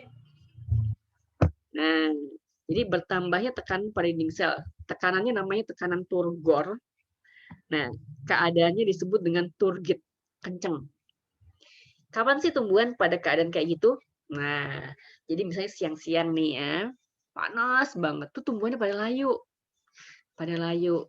Nah, kalau layu tuh berarti tumbuhan tuh banyak kehilangan air dari sitoplasmanya. Dan maka dia nggak kencang lagi setiap selnya, dindingnya itu. Kemudian kita siram tanaman itu. Nggak nunggu lama, tumbuhan itu seger lagi. Nah, jadi kalau tanaman itu segar gitu kan ya, maka sebenarnya setiap selnya itu turgid gitu ya. Penuh air, cukup dia airnya. Gitu. Jadi tanaman yang segar itu setiap selnya turgid gitu. Kalau tanaman yang layu, setiap selnya enggak turgid gitu ya. Nah, itu pada tumbuhan. Sekarang si tumbuhan itu lagi sama kita taruh sel tumbuhan tadi di lingkungan yang hipertonis terhadap sitoplasmanya. Jadi sekarang sitoplasmanya itu hipotonis, lingkungan luarnya hipertonis. Nah, jadi dia kemasukan air atau mengeluarkan air. Kalau dia ditaruh di lingkungan mengeluarkan air. Mengeluarkan air. Nah, tadi lagi dia punya membran, dia punya dinding. Ketika sitoplasmanya keluar airnya, maka peristiwanya namanya plasmolisis. Plasmanya lisis. Plasmanya, membran plasmanya lepas dari dinding sel. Tadinya tuh membran sama dinding dia nempel, ya. Nah, tapi karena airnya pada keluar, maka membran plasmanya sebenarnya kayak mengkerut gitu. Jadi dia nggak nempel lagi sama dinding. Kalau kita normal, kita praktikum kelihatan banget kayak gitu ya, peristiwa plasmolisis itu. Nah, itu namanya plasmolisis. Jadi sebenarnya bentuk selnya, kalau tadi bentuk selnya segi 6 gitu ya, sel tumbuhan tadi bentuknya segi 6, bentuknya tetap segi 6. Tapi plasmanya udah lepas dari dindingnya gitu ya. Tapi secara umum bentuknya ya tetap begitu. Kayak misalnya tadi tanaman itu layu gitu ya. Ya bentuk tanamannya masih kayak gitu, cuma dia letoy aja gitu. Karena kekurangan air gitu ya. Oke. Itu pada tumbuh-tumbuhan. Kalau pada sel hewan gimana? Nah, sekarang pada sel hewan ya. Sekarang sel hewan, ingat sel hewan tuh sebelah luarnya membran doang, dia nggak punya dinding sel, gitu ya. Kita taruh di lingkungan hipotonis. Peristiwa yang terjadi adalah osmosis. Nah, berarti sel hewan tadi akan kemasukan air, ya kan? Tapi karena dia nggak punya dinding, ketika dia kemasukan air tak henti-henti gitu ya, maka membran yang tipis itu pecah. Nah, itu namanya lisis. Lisis sama plasmolisis beda loh ya. Nah, lisis. Jadi peristiwa lisis itu dikenal di sel hewan. Kalau plasmolisis dikenal istilahnya untuk sel tumbuhan pada keadaan yang berbeda loh ya. Beda ya. Oke. Nah, sekarang kalau sel hewan itu kita masukkan ke lingkungan yang hipertonis. Jadi, ini ada lingkungan hipertonis, sedangkan sitoplasmanya hipotonis. Maka, air dari sel pada keluar. Nah, karena dia nggak punya dinding, dia berkerut. Nah, itu namanya krenasi. Ini dua-duanya ujung-ujungnya mati nih selnya ya. Pecah lisis itu juga mati selnya, krenasi juga biasanya dia mati, berkerut juga dia mati. Gitu ya. Tadi kalau di sel tumbuhan dia masih bisa bertahan ya. Kalau dia lagi layu begitu disiram, dia nggak lama air masuk ke dalam dia bisa turgor lagi, dia bisa turgid lagi gitu ya. Nah, kalau sel hewan kayak gini yang membran selnya cuman membran sel doang, dia nggak punya dinding, dia bisa langsung pecah atau dia bisa krenasi gitu. Oke. Sampai situ ada pertanyaan? Enggak. Karena gini. Ikan mas. Ikan mas itu ikan di air tawar apa di air laut? Ikan mas di air tawar ya, di kolam tuh ya. Dicemplungin ke laut. Ayo, sekarang ikan air tawar, ikan mas dicemplungin ke laut. Nah, dia itu menggembung atau mengkerut? Menggembung. Mengkerut. Mengkerut. Dicemplungin ke air laut. Berarti peristiwanya yang bawah ini kan? Mengkerut, iya. Dia mengkerut, dia kehilangan banyak air. Gitu kan ya. Ini sering dalam kehidupan sehari-hari sering dilakukan sama ibu-ibu di dapur. Oke. Saya beli belut, tahu kan belut ya? Masih hidup. Sampai rumah bingung matiinnya gimana gitu ya, matiinnya gimana. Oh, mudah. Masukin ke ember, dikasih garam. Tutup deh embernya. Pasti bunyi krosak gitu kan? Berapa menit lah, tungguin sampai diem, nggak ada bergerak lagi, buka embernya. Apa yang terjadi? Belutnya itu di dalam ember itu penuh dengan lendirnya belut itu tadi kan, dan belutnya udah mati. Nah, jadi si belut tadi mengalami drenasi kan, dikasih garam, hipertonis ya dibandingkan dengan sitoplasma di dalam tubuhnya. Itu kan ya. Jadi dia keluar semua cairan tubuhnya itu. Yang tadi kita lihat sebagai lendir-lendir itu. Dan kemudian dia mati. Gitu. Sama juga seperti misalnya kita ke alam, kemudian tiba-tiba ada lintah nempel di kaki kita. Apa yang harus kita lakukan supaya lintahnya lepas dari tubuh kita? Diapain? Garam. Kasih garam. Kalau lagi nggak ada garam, diapain? Nah, bisa dikasih tembakau, gitu ya. Pokoknya yang konsentrasinya lebih hiper daripada sitoplasmanya. Atau ketika kita lihat ada lintah di kaki kita, kemudian kita ketakutan sampai terkencing-kencing. Lah, kena deh tuh urinnya ke lintah. Lepas deh. Iya bener, hipertonis gitu kan ya. Nggak sengaja hipertonis gitu ya, lepas. Dan lintah itu pasti berair-air itu tubuhnya. Karena dia mengalami drenasi gitu, gitu ya. Nah, seperti itu begitu ya. Tadi juga akan kebalikannya ketika misalnya kita punya ikan air laut, kita cemplungin ke air tawar. Maka dia akan mengalami lisis, dia menggembung gitu ya. Tapi kemudian dia lisis, mati juga gitu kan ya. Maka kalau kita memelihara hewan-hewan terutama yang hidup di air, kita harus benar-benar mengetahui habitatnya gitu. Kemudian cara dia adaptasinya gitu ya. Nah, atau misalnya tumbuh-tumbuhan deh gitu ya. Kita mau tumbuhan kita cepat subur, maka kita memberinya dengan pupuk. Nah, konsentrasi pupuk itu juga mesti diperhatikan. Gimana caranya supaya dia bisa masuk ke dalam sel-sel tumbuhan dengan baik.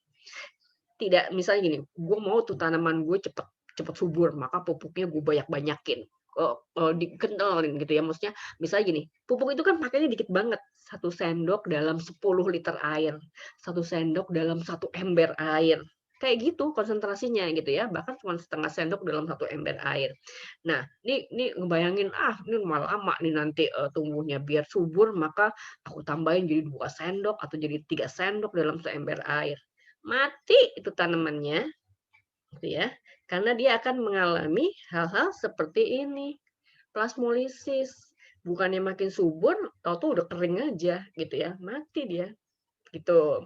Jadi itu juga kita harus perhatikan di kehidupan sehari-hari proses difusi osmosis kayak begini gitu. Jadi kita senyaman-nyamannya makhluk itu berada di lingkungan yang isotonis, senyaman-nyamannya. Maka misalnya, oh ya, sekarang gitu ya. Ada orang kemudian sakit muntaber gitu ya. Kehilangan banyak cairan tubuh atau disebut mengalami dehidrasi. Maka yang harus dilakukan adalah menggantikan kehilangan cairan tubuh itu dengan segera, harus dengan segera. Maka dianjurkanlah dia meminum air, gitu ya. Nah, biasanya kalau kayak gitu suruh minumnya air apa namanya? Oralit. Oralit. Oke, oralit itu bisa bikin sendiri kan ya, kalau kita nggak punya oralit yang sasetan atau emang obat dari apotek, kita bisa bikin sendiri. Yaitu 1 gelas air, dikasih 1 sendok makan gula pasir, dan seujung sendok itu adalah garam. Itu oralit kayak begitu, dibikinnya kayak gitu, gampang aja. Sorry. Nah, itu cairan yang tadi kita buat itu konsentrasinya isotonis dengan sitoplasma sel tubuh kita. Jadi kalau kita minum air yang konsentrasinya kayak gitu, itu masuknya dengan mudah ke dalam sel.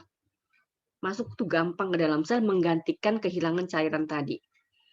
Kemudian para pengusaha itu kemudian menangkap peluang yang bagus, sehingga kemudian dia memproduksi cairan isotonis, ya kan? Nah, kemudian dijual tuh mahal banget yang namanya Pocari, kayak gitu ya. Itu padahal kita bisa bikin sendiri di rumah tadi ya, garam, gula tadi gitu ya. Jadi kalau orang olahraga kemudian dia bawa 1 botol Pocari gitu kan ya. Nah iya, emang kalau olahraga kan keringatnya banyak, itu kehilangan cairan tubuh juga gitu kan. Kalau keringatan itu garam pada keluar, nah itu harus segera digantikan gitu kan ya. Oke, iya. Tapi kan Pocari mahal kan ya, gitu ya. Boleh deh beli Pocari sekali aja, botolnya dipakai lagi, di refill bikin sendiri, gitu kan ya. Pakai gula sama garam, padahal sama itu, gitu kan ya. Nah, seperti itu ya. Nah, jadi prinsip-prinsipnya dalam kehidupan sehari-hari kita mesti paham. Ini ilmu ini buat apa, kayak gitu ya. Nah, supaya kita gampang memahaminya. Jadi harus dikaitkan dengan kehidupan sehari-hari. Oke, ada pertanyaan? Nah, ini sama yang tadi, masih sama yang tadi ya. Pengaruh osmosis pada sel tumbuhan dan sel hewan. Yang tadi ya, ini pada sel hewan, contohnya adalah sel darah merah yang tadi bentuknya bikonkaf gitu ya. Kalau kita taruh dia di larutan yang hipertonik, maka dia bisa mengalami krenasi. Kalau kita taruh dia di larutan yang hipotonik, dia bisa menggembung kemudian lisis. Karena dia sel darah, ada heme-hemenya, maka namanya hemolisis. Nggak sekedar lisis gitu ya. Jadi ini mengkerut yang namanya tadi krenasi. Kalau sel tumbuhan, selain dia punya membran, ini membran, dia punya dinding. Nah, jadi dua lapis ya, ada membran, ada dinding. Bahkan ini gambar membran yang lepas nih. Nah, jadi ketika dia ditaruh di larutan yang hipertonik, maka dia mengkerut sebenarnya. Tapi tadinya kan dia nempel membran sama dindingnya, maka dia lepas dari dinding. Jadi membran itu lepas dari dindingnya. Kayak gini. Nah, gitu ya. Dia mengalami plasmolisis. Nah, kalau dia ditaruh di larutan yang hipotonik, gitu ya, dia juga nggak pecah karena di sebelah luarnya ada dinding. Maka dia turgid aja, dia kencang aja gitu ya. Turgid itu bahasa Indonesia ada yang sebutnya kencang, ada yang sebutnya tegang gitu ya. Turgor lah istilahnya gitu ya. Nah, jadi dia kencang aja, turgid aja gitu ya. Tapi dia tidak sampai lisis, dia tidak pecah. Itu bedanya sel tumbuhan dan sel hewan ketika dia mengalami perubahan keadaan di lingkungannya gitu ya. Nah, ini juga sama sih keterangannya yang tadi ya. Versinya yang lain aja ya, ketika tumbuhan plasmolisis. Jadi senyaman-nyaman itu ketika mereka berada di lingkungan yang isotonik ya.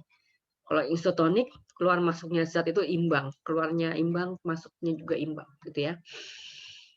Nah, ini kalau di hipotonik atau tumbuh-tumbuhan dia turgid, kalau di hewan dia lisis, kalau di hewan ditaruh di hipertonik dia krenasi gitu ya. Kalau tumbuh-tumbuhan plasmolisis aja gitu.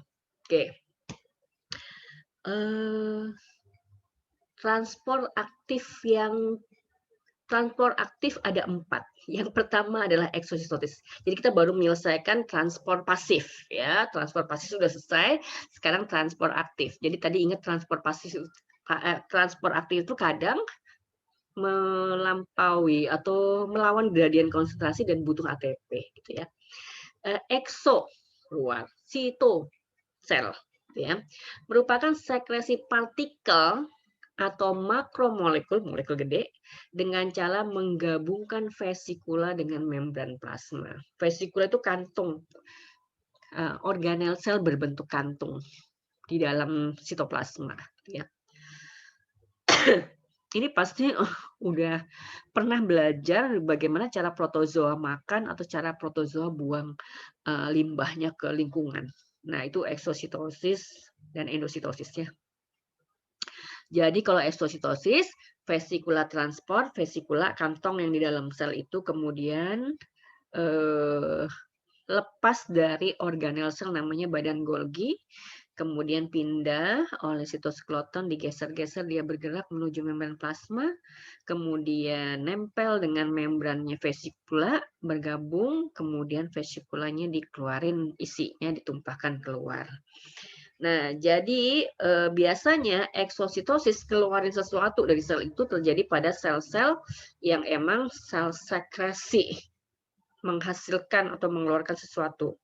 Misalnya sel pankreas di manusia mengsekresi hormon insulin, itu dilepas dari vesikulanya. Sel neuron melepas sinyal kimia ke neuron lain, apa ya disebutnya neurotransmitter gitu ya.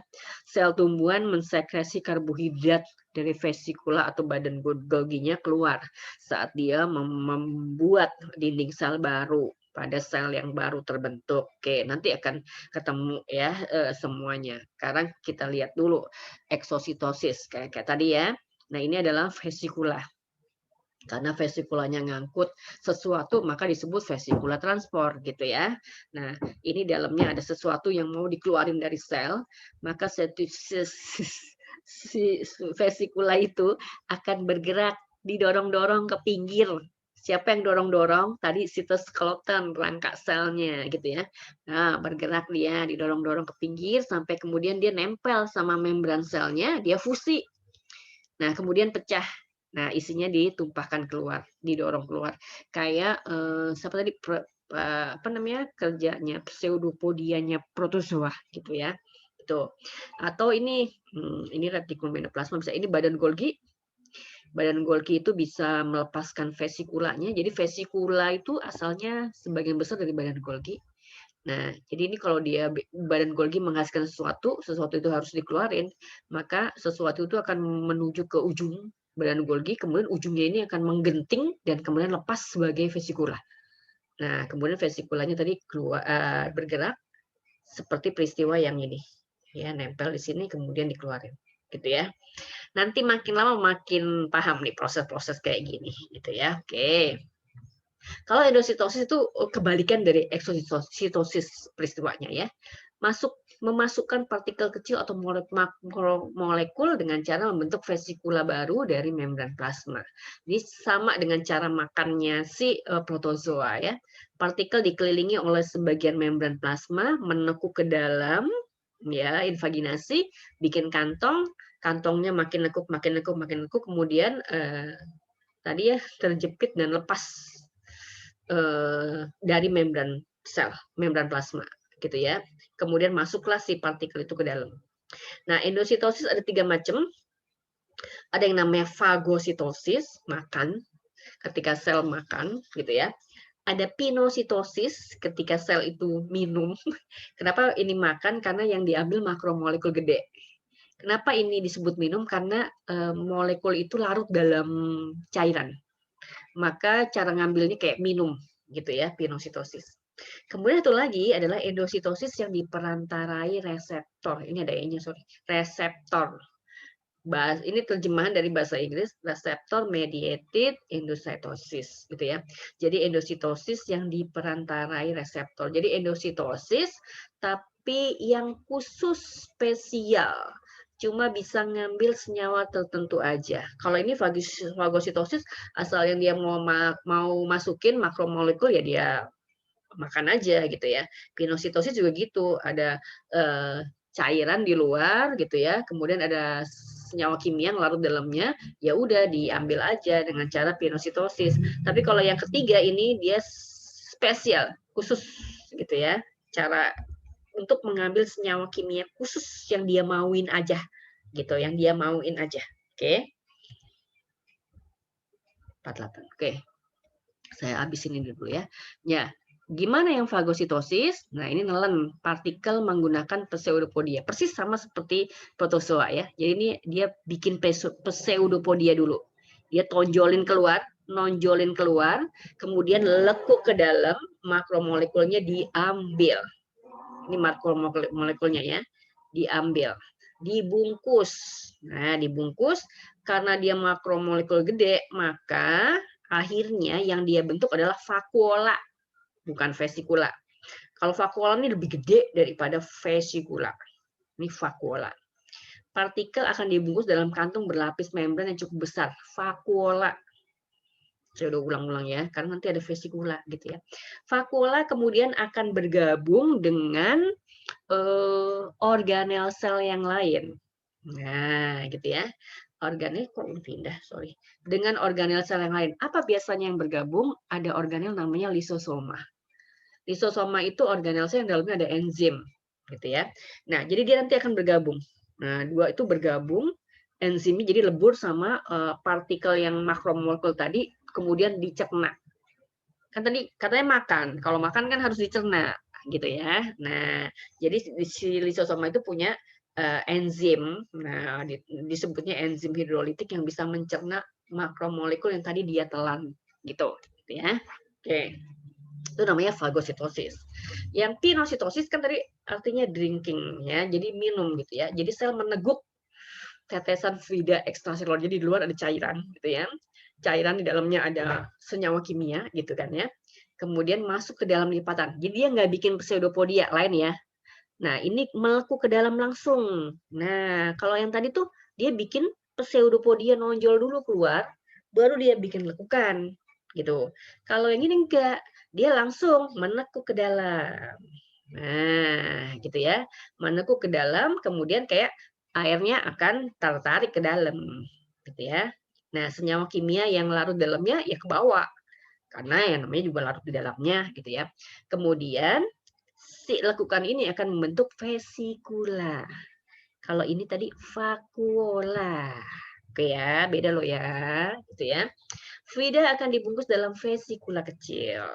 Substansi yang ditransport dengan cara pinositosis tidak bersifat spesifik. Pokoknya yang terlarut dalam cairan di luar ini ya udah ditelan aja gitu ya, diminum aja gitu ya. Oke. Yang ketiga, ini yang lebih spesifik, endositosis yang diperantarai oleh reseptor. Apa itu reseptor? Reseptor itu apa ya? Penerima apa ya? Iya, sementara disebut penerima aja ya. Pada membran plasma ekstraselular, pada membran plasma bagian ekstraselular, bagian luarnya, ada tertanam protein dengan sisi reseptor spesifik. Oke, kita baca dulu aja ya. Protein reseptor biasanya mengelompok pada daerah membran disebut dengan lubang terlapisi coated pit, dan pada sisi sitoplasmiknya dilapisi oleh protein tipis, kuat protein. Ini istilahnya beda-beda tipis ya. Lapisan protein ini akan membantu dalam lubang dan membentuk vesikula. Dia bikinnya vesikula, bukan vakuola. Jadi sama yang kedua ya, sama yang endositosis biasa. Ini kan endositosis yang diperantarai reseptor. Molekul tertentu yang terdapat dalam fluida ekstraseluler akan berikatan dengan reseptor. Nah, molekul ini disebut dengan ligan. Endositosis yang diperantarai reseptor memungkinkan sel dapat memperoleh senyawa tertentu dalam jumlah besar walaupun senyawa itu di lingkungan ada dalam jumlah sedikit. Jadi gini loh. Nah. Jadi ini ada area. Nah, membran sel yang berlapis protein. Jadi ini kayak sisir ini lapisan proteinnya.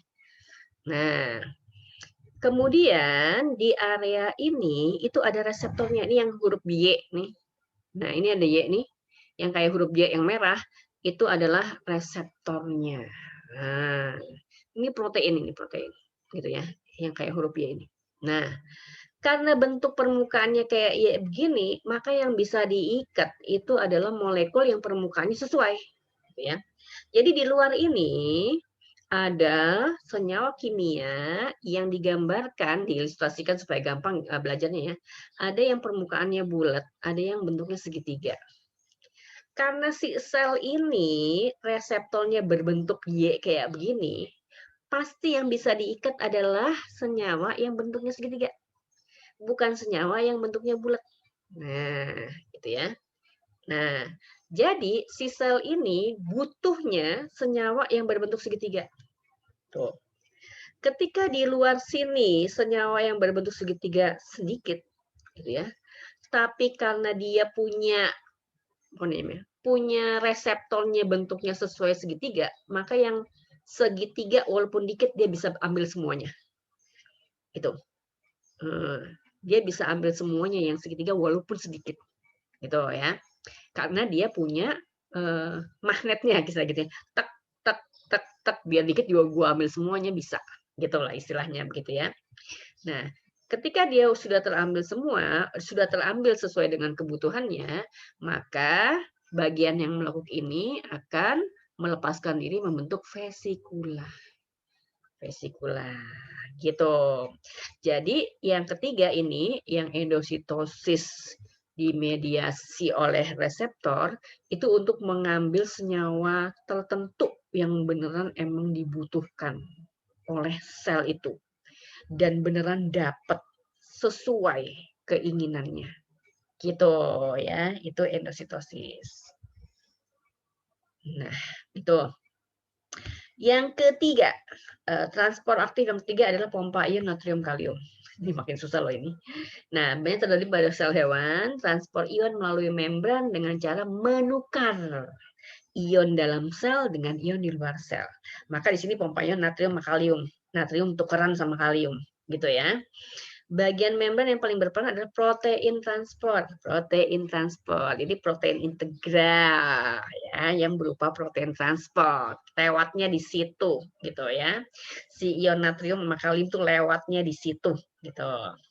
Sumber energi dia butuh energi dari ATP. Tadi udah saya sebut adenosin trifosfat. Nah, prosesnya harus ada ATP dulu. Kalau nggak punya ATP, ini proses nggak bisa berlangsung.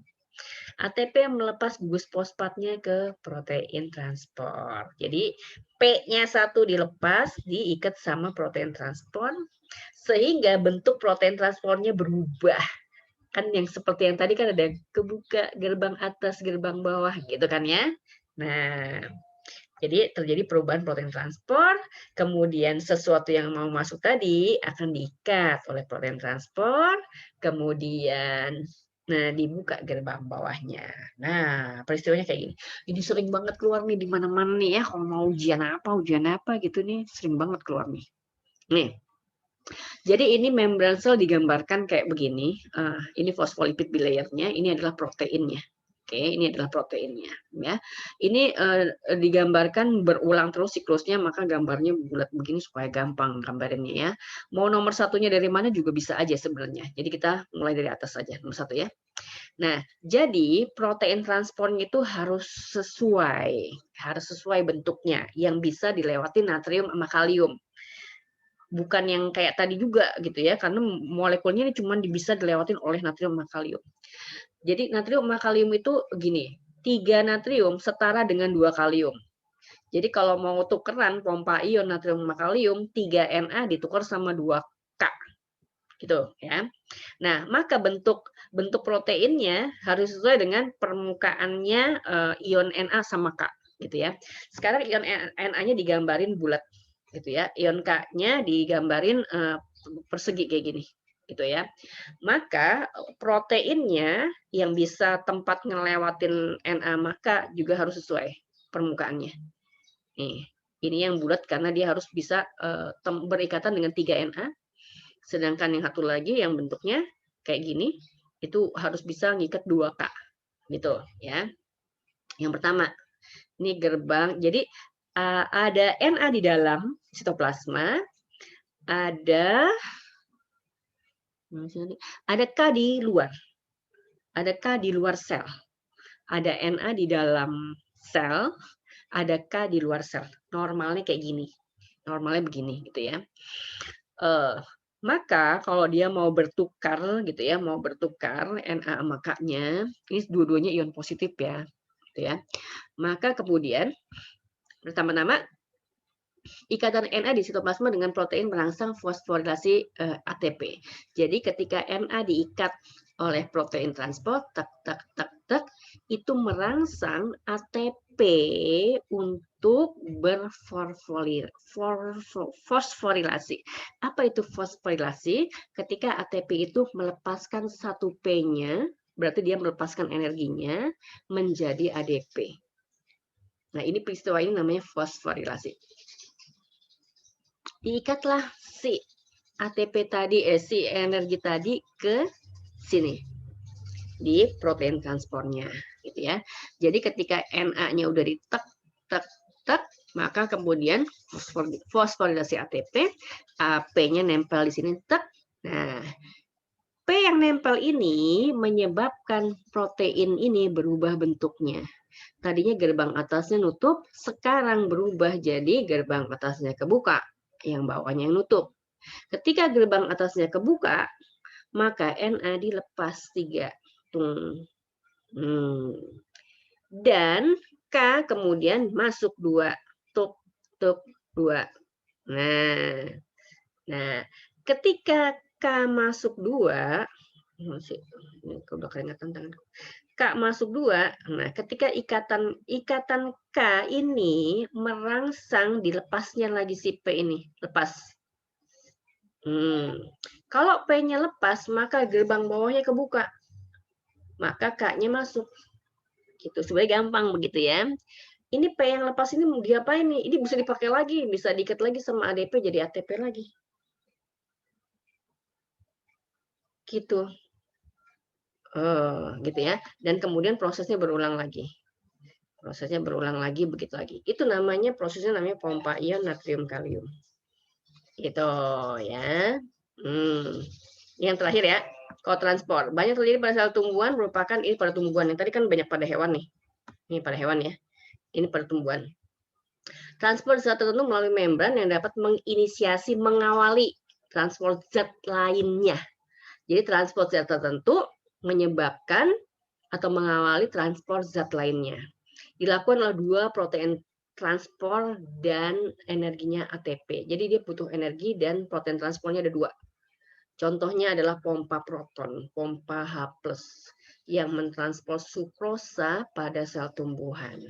Prosesnya ion H+ keluar dari sel melalui protein transport membran. Ion H+ di luar itu berikatan dengan sukrosa. Sukrosa diangkut masuk ke dalam sel melalui protein transport yang lain. Ini 2 protein transportnya. Ini sama ini. Bentuknya lain ya. Nah, yang dia pakai ATP. Jadi ketika ATP itu kemudian melepaskan P-nya, maka ion H+ di dalam sel dipompa keluar. Nah, karena yang dipompa adalah H+, maka disebut pompa proton, gitu ya, keluar. Ini keluar sel, ini H+-nya di luar. Nah, kemudian H+ ini bisa berikatan dengan senyawa kimia, di sini disebutkan sukrosa. Nah, atau begini, senyawa H+ ini bisa menyebabkan sukrosa bisa lewat ke dalam sel, gitu ya. Nah, jadi ini protein transport yang lain. Nah, ini adalah protein transport sukrosa H+, gitu ya. Jadi H+ di luar ini bisa membersamai masuknya sukrosa ke dalam pada protein transport yang lain. Tapi peristiwanya harus diawali dengan seperti ini dulu. Jadi ada 2 protein transportnya, satu pompa H+ keluar, yang satu lagi masukin H+ dan senyawa kimia lain yang akan diangkut bersama dengan H+ masuk ke dalam. Itu namanya protein kotransport, protein kotransport. Iya benar, protein kotransport. Nah, sampai situ hari ini. Karena berikutnya namanya adalah organel yang berikutnya. Tadi, jadi kita baru ngomongin membran sel. Sampai situ